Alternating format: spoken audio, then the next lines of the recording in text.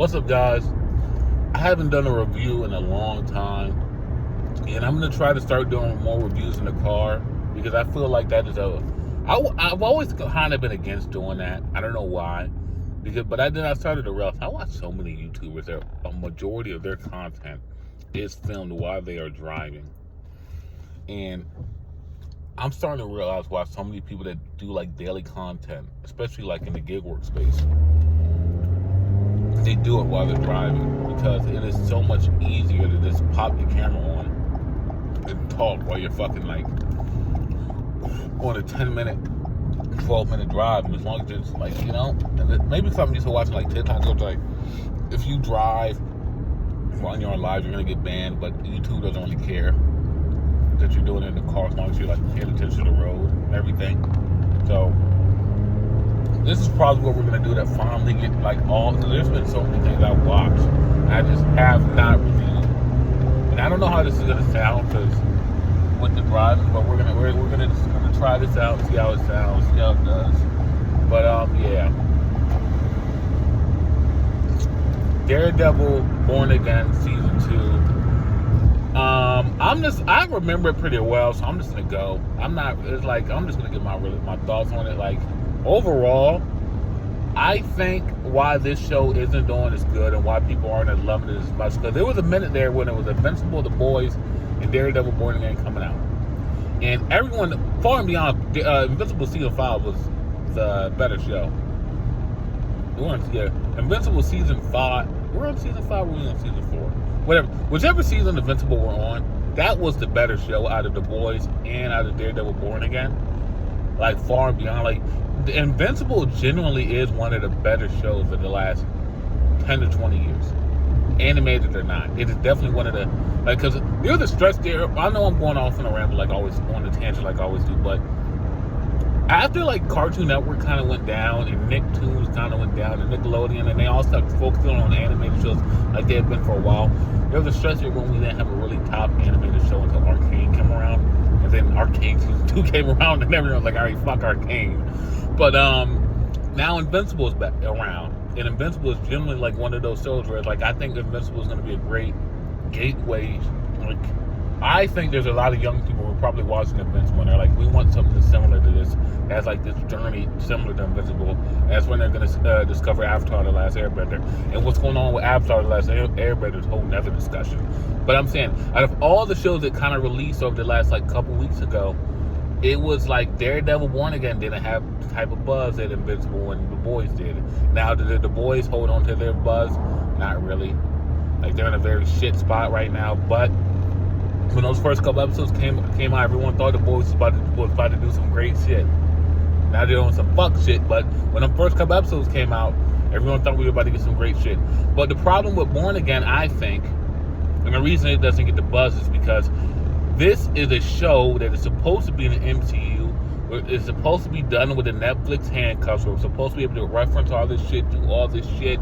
But to me, this still feels like a show playing with the Netflix handcuffs, man. Outside of who? Outside of Mr. Charles, would you know this show is in the MCU and outside and back from Netflix and no longer the Netflix verse where they kind of sort of just reference to the MCU by calling it The Event and other bullshit like that? Would you really know? Would you really know? You know what I mean? And it's like, I understand the Spider-Man dilemma. I understand there's not enough dick sucking in the world they can do to get Sony to let them use Spider-Man in any capacity, even if they made that motherfucker look like God. There's nothing they can do in any capacity to get them to let them use Spider-Man, because some characters just aren't made to be on TV. Like, even Batman being on Titans was a big thing, because Batman was never on TV in live action, ever. Like, because even in Gotham, they didn't let them use Batman until the show was literally over. The last 10 seconds of the show, they let them use Batman. But I just know there's nothing they can do about the Spider-Man part. But everyone else, Hawkeye, Kate Bishop, Miss Marvel, and I'm not talking about seeing her fucking father, like Miss Marvel, other characters outside of the main like Defenders group, we never get to see these people. She-Hulk, we got to see She-Hulk and She-Hulk. We didn't get to see She-Hulk on Daredevil. You thought there would be a little back and forth there, like, and I think that's really what's killing the show for a lot of people. It's like, man, like, if, like, I'm not trying to watch the Netflix handcuffs with worse writing. You know what I mean? Because it is worse writing. The show's worse. So why would someone want to watch a show that's worse, right? That's written worse, if they're not even gonna get like a little toy there to like admire? And I'm sorry to call the like him interacting with other characters that, but that's what it would be. Like, it would be like a toy. It's like a reward for eating your Brussels sprouts. Like, the reward for dealing with this mediocre writing is getting to see Daredevil at least interact with other superheroes. And you get to feel like New York is a vibrant thing in the MCU. That would be the reward for dealing with this mediocre writing, but we don't even get that. All right? And like, Mare Fisk, that shit, I thought that shit was gonna be cool, but low-key, I didn't like that shit at all. And I did see some people say, like, this becoming a Daredevil and Kingpin show instead of just a strictly Daredevil show has done a little bit of damage. Like, this should have never been a Daredevil and Kingpin show. This dude has been around for 5 seasons at this point, and he's gonna be in season 3. So that's 6 seasons of every Daredevil show he has been in around in some capacity. That's a lot. That's a lot. But, you know, he is great as a character, but it is time for them to get a new main player. And is Lady Muse really going to be all that interesting as a main player in season 3? Because I wasn't really like, I don't know. Let's talk about Karen though. Karen in season 2 is like, she's very much like, she's on her Frank mindset from episode 1 to the last episode. She's on like, let's just fucking kill these people, no mercy, yada yada yada. Like, why are we being so nice to everybody? That was her mindset from the beginning. But I didn't really like find anything to disagree with her about. Like, if everything is to be believed, and the task force was that dangerous to the community, and they catch someone as dangerous as Bullseye, and she's trying to explain to Matt why people like Bullseye, why like the task force, why they just have to go, and why like and telling them like, how many people are you killing by not killing this guy indirectly? How many people have died because you have not made a decision to not kill this one person? And Matt's response is, I can't think of it like that. Which is like, how other way can you think about it? And I'm like, this is where I'm at with like The Boys too, where it's like, the dilemma that characters like Matt Murdock and Huey Campbell, of them never wanting to stoop down to people's level when you are clearly in a position where it's like, it is all out war, it is scorched earth as they is used in The Boys, and you still won't go down to the level that you need to go down to. I think that is, in our current political state in the world, I think that is something that most people just are not interested in interacting with. Like, characters like that type of mindset just does not get the type of love and understanding and admiration that it once did 10 to 15 years ago. I don't think, especially like, because when you make a story like this, you are making stories like this inherently for people that are more, I don't know, liberal, left-leaning, progressive, and those types of people, in my opinion, right now, do not respond well to a character like Matt Murdock or Huey Campbell, and that type of belief that you can't stoop down to the bad guys level, in my opinion. But we'll see. I don't even want to say we'll see how Matt will handle it now that he's in prison. Now that we know that we just watched more Fisk, like, and that's another thing. That's another thing that Karen was making a point of, and we never really got to see her have like a deep conversation about that. Even like after the finale, where it's like, this dude just fucking killed like at least 10 or 20 people, and all the gang and all the mob literally jumped on him to take him out in the mask. Like, no, no, no, you're better than this. You can't do this to him. And it's like, and that's another thing that irks people. We watch this dude just kill like 10 to 20 people, and then he just gets away with it. And just gets away with it, scot free. Just gets away with it. Jessica Jones showed up in this season. She was cool. You know, we got to see that she had a kid with Luke Cage. We got to see Luke Cage at the end. So we're gonna get way more Defenders in season 3. I think they're saving Danny Rand because I do think that they are gonna go that Danny Rand is gonna take on the mantle of Daredevil while Matt's in prison. I really do think they're gonna go that route, and he's gonna be the one that's gonna fight Lady Muse. I don't know, I genuinely do believe we're gonna see Daredevil in Brand New Day. Like, I don't care what they're saying. I think most people believe we're gonna see him in Brand New Day too. Because why the fuck would the Hand be in a prison when Matt Murdock's in prison? You know what I mean? Because if you really think about it, I don't think the Hand knew that Matt Murdock. Maybe they did. Maybe they did know Matt Murdock was Daredevil. Maybe there's something I'm wrong about. But then again, there's going to be a reason why the Hand goes after Matt Murdock. That's why he's in that prison. That's why Spider-Man's going to be in that prison. That's why probably Punisher is going to be in that prison, or he's going to tell him to go to that prison. Matt Murdock is going to be in Brand New Day.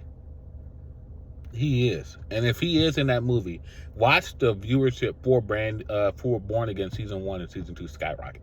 It's going to skyrocket in the following weeks. And everything that we're talking about now will probably be addressed again. And we'll see how they handle season 3. I do think like we're going to get way more Daredevil after season 3. I do think we're going to continue to get Daredevil. I think he's going to like continue to I think after season 3 he's probably going to they're probably going to take a 2-year break. They're going to do other shows. They're going to do a Luke Cage show. They're probably going to do a Heroes for Hire show. They're going to do a Punisher show. And we'll see what else they'll try to do.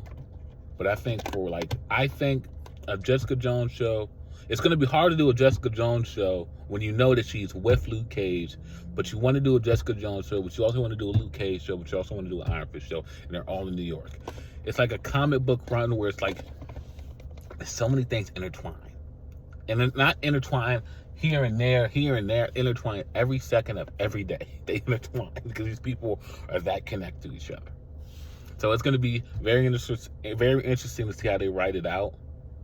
But I do understand. I do have to understand that a lot of stuff they're doing at the street level is so they can eventually do a Marvel. What is that called? The little vampire team with Blade. I know it's all trying to get them to do that little vampire team up movie with Blade and all that shit. That's a big part of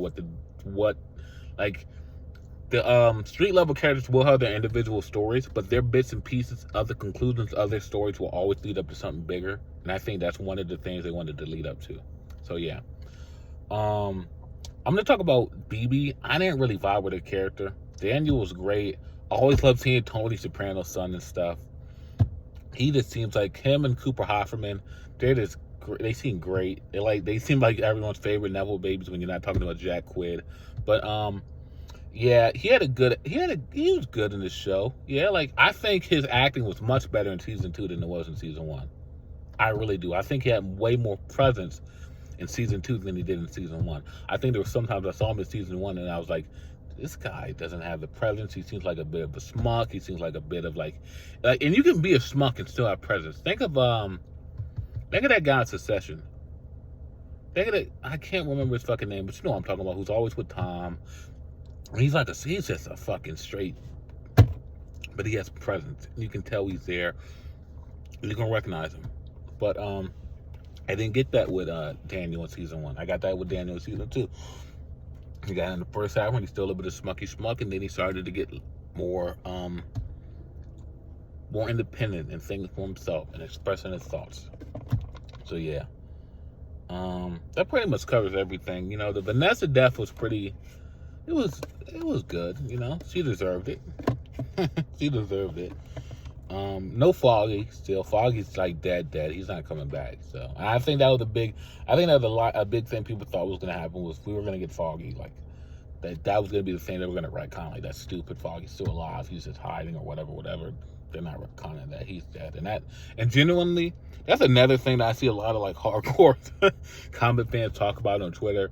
They say that the idea of a Daredevil show without Fog is just inherently wrong. And honestly, they're probably right. There's probably so many scenes here where, like if this show had Foggy in it, not only would Charlie Cox's screen time go up, the show would probably have way more emotional parts in it, even with its mediocre writing. Because there was a lot of episodes where he was only getting like 13 minutes an episode out of a 45, 47-minute episode.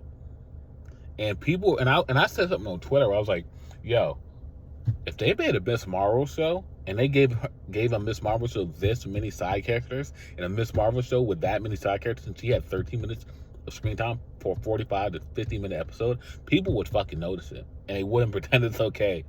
And I think when people started looking at it, like people were trying to defend that shit at first, and then people like me started hitting them from that angle, and they were like, all right, it's fucked up, because they know that if they did that shit with a female character or a POC character or any other character, that they would say, you know what, this shit is fucking cooked. What are we talking about? You know what I mean? So yeah, Daredevil season 2 overall, I don't know if I like it better than season 1. I'm gonna be completely honest. Like, there are some things I thought I was going to love in here, like a lot of the Dex stuff. I didn't really, like, Dex is cool. Bullseye, the character, is cool, but I just want to see him go berserk. I don't feel like he took out that many people. Just took out, like, a rump of task force agents, and after that, people here and there and here and there. And, so Daredevil Born Again season 2, I will give it a 6.5 out of 10. Like, my standard for, my standard for Daredevil is like one of the better shows of the last 10 to 15 years. And Born Again is like, it's just like it hasn't destroyed the legacy, nor do I think it's really damaging the legacy of Daredevil, the first iteration, but it's not adding to it. It's not adding anything great to it. And that finale really was good. That finale really was emotional. Was there things to critique about it, especially from a logic standpoint? Yeah, but if everything leading up to that finale was better, that finale would be looked at, and that probably would still be talked about right now. But it's not. So Daredevil season again, blah blah blah. Daredevil Born Again season 2, 6.5 out of 10. Peace.